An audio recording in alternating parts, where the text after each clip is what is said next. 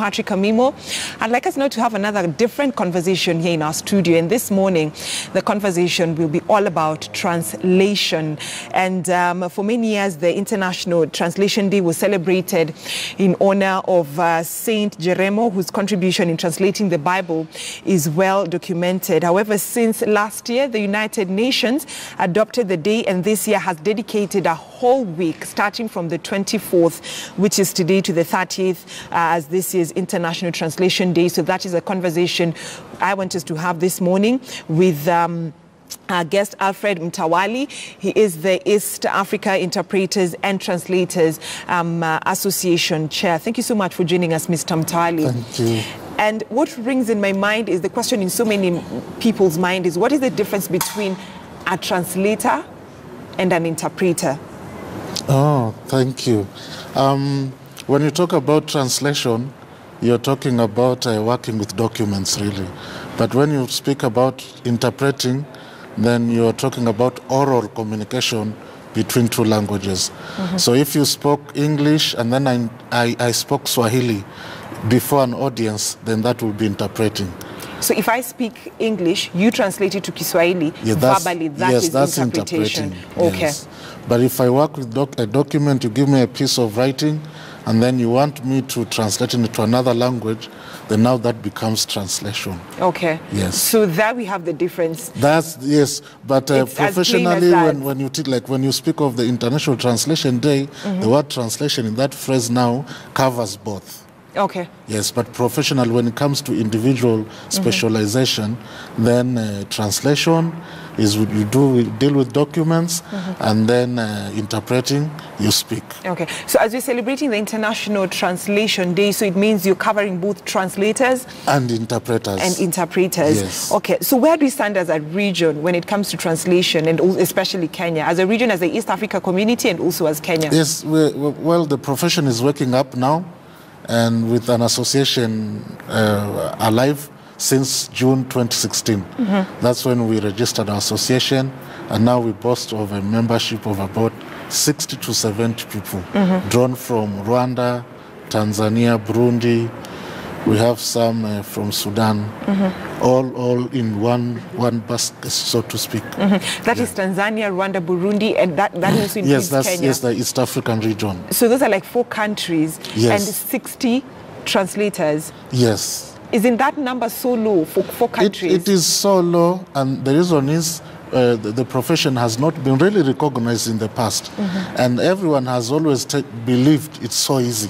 Mm-hmm. In fact, there are so many people out there who will say, just give me siunipe hiyo nifanye, because in their minds it's so easy. Mm-hmm. But it's one of the most hardest professions.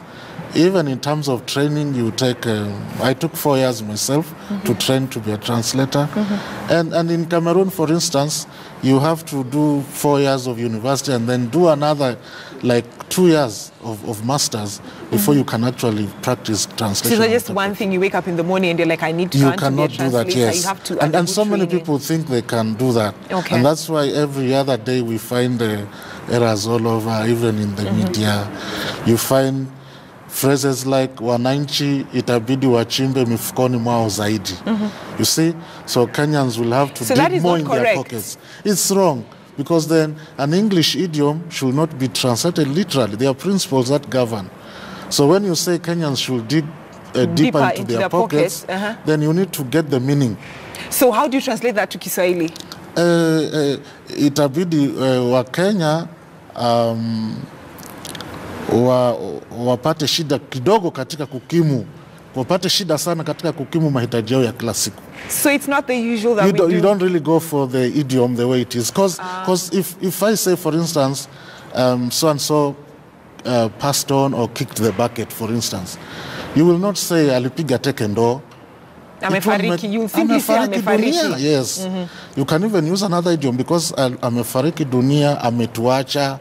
Those are still ameaga.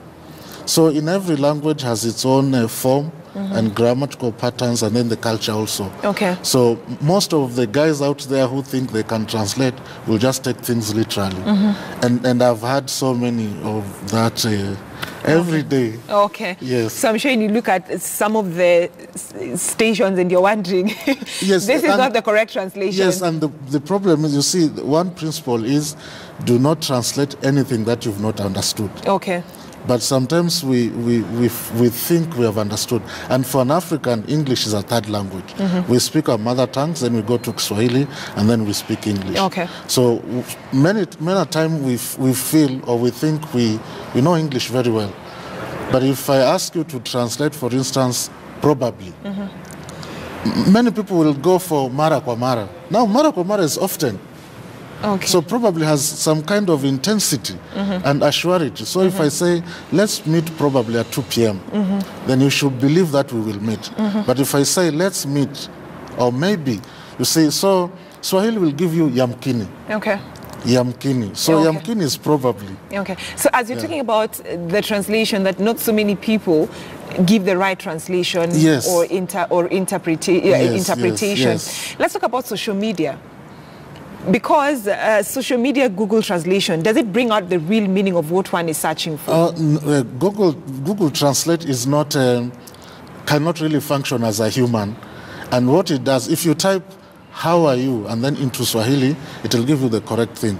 But if I put something like, I'm very hungry, and I don't know what I'm going to eat at 2 p.m. And then put that on Google Translate. It will give you crazy stuff. Because then what it does, it just goes on to the so many words uploaded there and then tries to form up something. So Google Translate is, as in professional translation, we don't consider it at all. You don't In fact, if you tell a client, I use Google Translate, then they should not even pay you. Wow. Because it's not a tool. Okay, let's take a Yes. commercial break, Mr. Mtawali, on that note. I'm really learning a lot here in the studio this morning concerning translation, translators, and some of the things that we take for granted. We think it's the correct translation, but apparently it's not.